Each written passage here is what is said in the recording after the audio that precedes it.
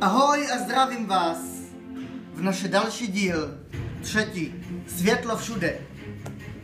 Já myslím, že je důležité vysvětlit a vyjasnit jeden věc, že nemám tady žádný úmysl někoho vystrašit, nebo abyste to cítili negativně. Naopak, musíme být veselí, že žijeme tak, jak žijeme, protože nacházíme v special čas, ve který zlo končí.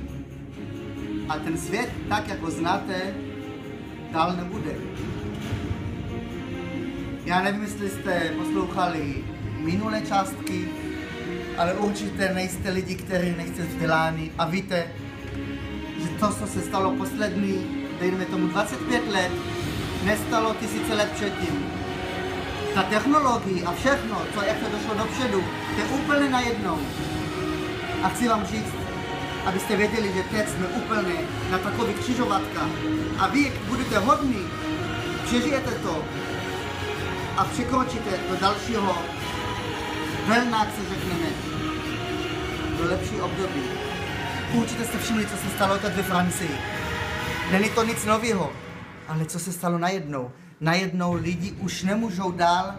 Kdy se stalo, že po nějaký atentát, když bylo v Anglii, nebo v Americe, nebo v Izraeli, nebo kdekoliv jinde na světě, ten svět už nemohl. Co se stalo teď? Celý svět shromáždil. Byli tam prezidenty, vůdce z celých světa. V Paříž, hlavní město Evropa. Najednou všichni se shromáždili. Víc jak 1 milion lidí. Někteří říkají, že skoro 2 miliony lidí bylo, že to nebylo ani když jsme vyhráli nad nacistama. A my jako Židi víme, co to znamená.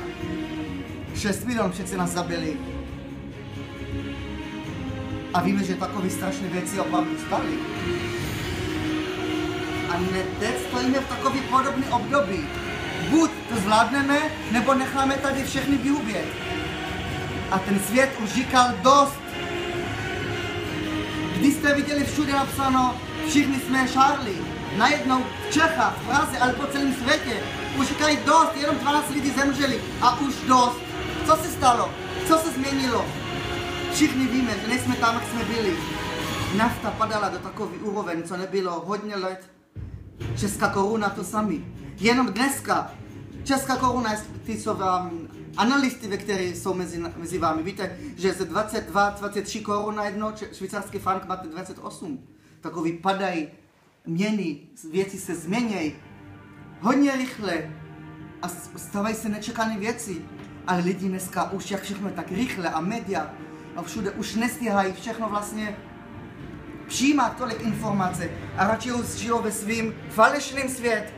Z kina do kina, z jedna oslava do druhá oslava, ale musíme vědět, že ten čas teď končí. A kniha Zohar nám říkala včas všechno, co se stane. A všechno, co dneska vidíme, jsou to přesně ty věci, to tady nám Zohar popisuje.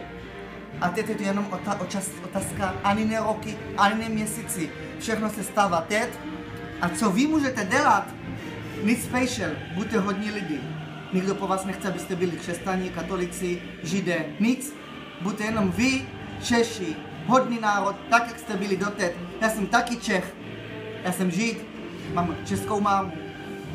Bydlel jsem v Izraeli, bydlel jsem ve Francii, ve Švýcarsku. Chci žít, Češi, vy jste nejlepší přátel Izrael.